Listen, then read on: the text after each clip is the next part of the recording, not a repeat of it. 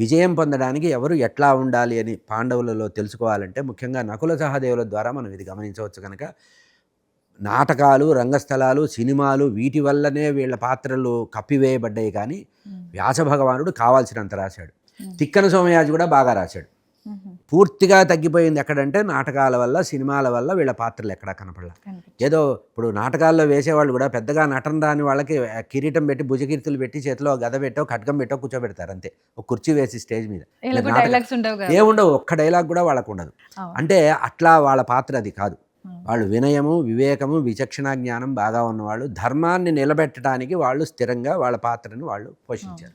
ఇది మహాభారతంలో నకుల సహదేవులు అట్లా ఉండాలని మనకి చెప్పడమే. భవిష్యత్తులో యువతందరికీ కూడా సందేశం ఏంటంటే మన కుటుంబం గెలవాలి, వ్యక్తిగతమైన గెలుపు కాదు, వ్యక్తినిష్టం కాకూడదు. కుటుంబము సమాజనిష్టి, సమిష్టినిష్టం. సమిష్టిగా ఉంటేనే గెలుపులు వస్తాయి, సమిష్టిగా ఉంటేనే గెలుస్తాము.